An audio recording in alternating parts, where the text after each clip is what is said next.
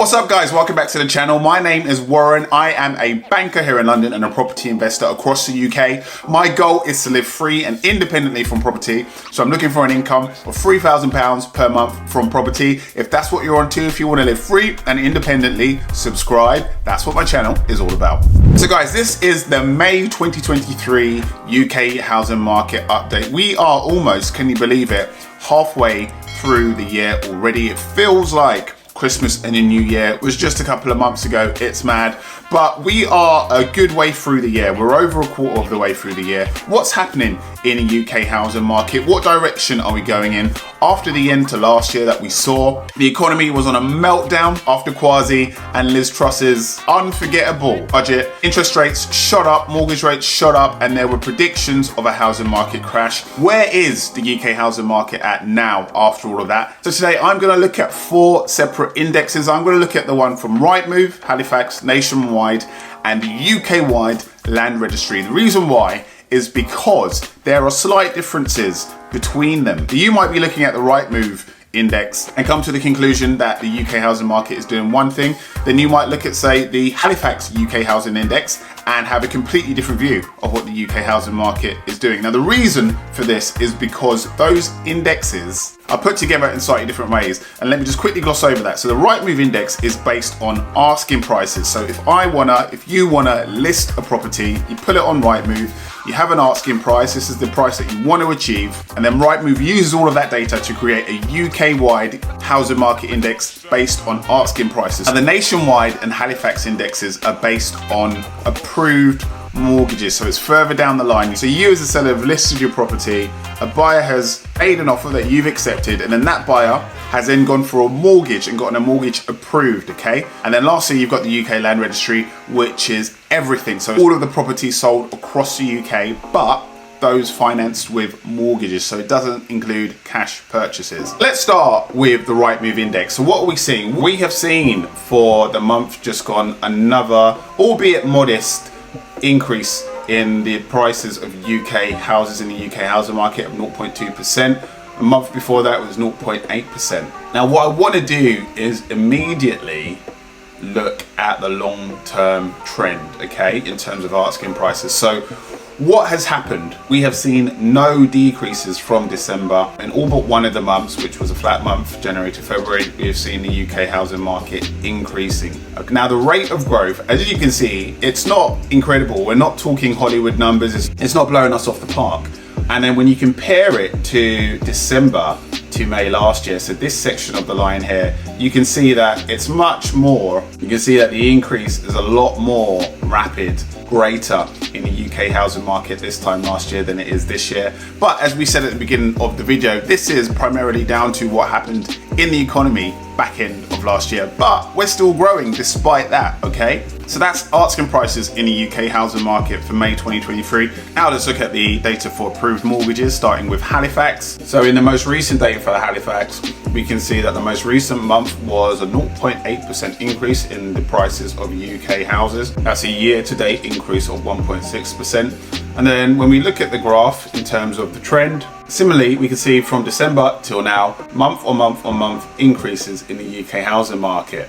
Let's have a quick glance at some of the key commentary. We can see that overall, these latest figures continue to suggest relative stability in the UK housing market at the start of 2023 and align with many other recent industry surveys and data.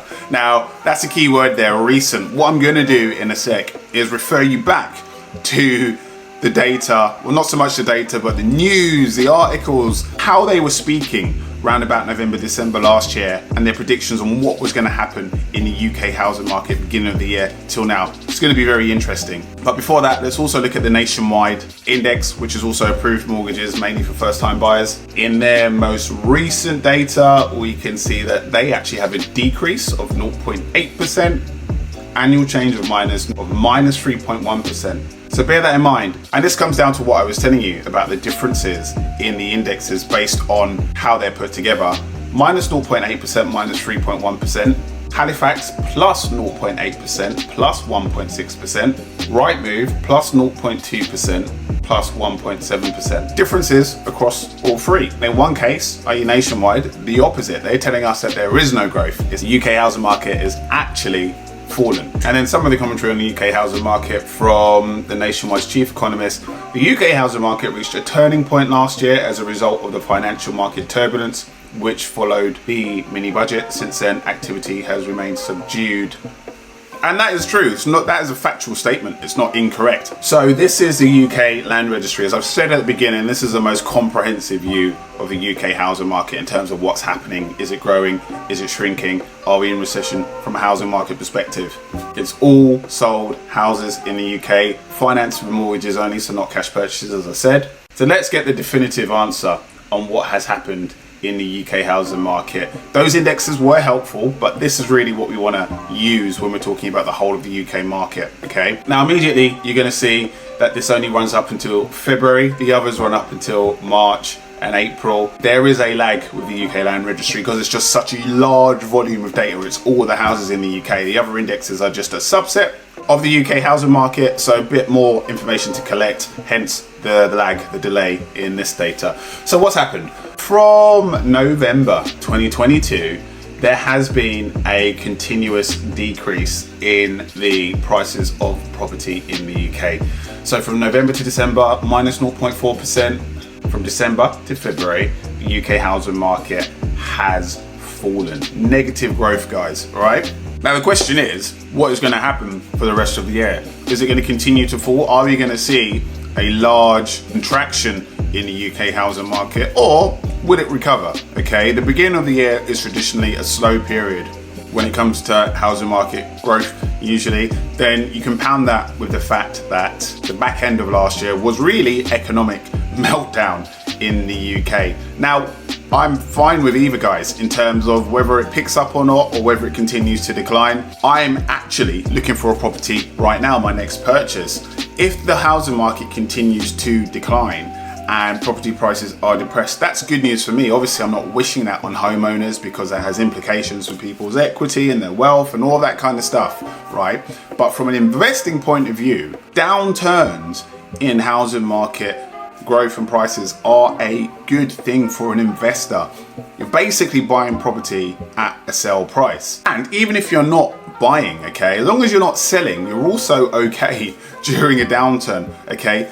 If you hold property that's gone down in value, that's just on paper. You don't lose money until you sell the property. So if you're holding for the long term, I personally wouldn't even pay any attention to 6 months, 12 months of a downturn in the UK housing market. Guys, why panic if you're not selling? Because we know, and I've said this enough by now, here on my YouTube channel, on my Instagram, on my TikTok, follow me by the way, that long term the property market grows. These downturns are temporary. We've seen over the last 30, 40, 50 years, the data's there to show that the property market grows over the long term, long as you're holding it for the long term. So guys, that was the update for May. Let me know what you think in the comment section below. What do you think is going to happen for the rest of the year in the UK property market? Very interested to hear your views. Subscribe and like and comment. It really helps, guys, with this channel and the algorithm. Thank you so much for your support, and I'll see you guys on the next one.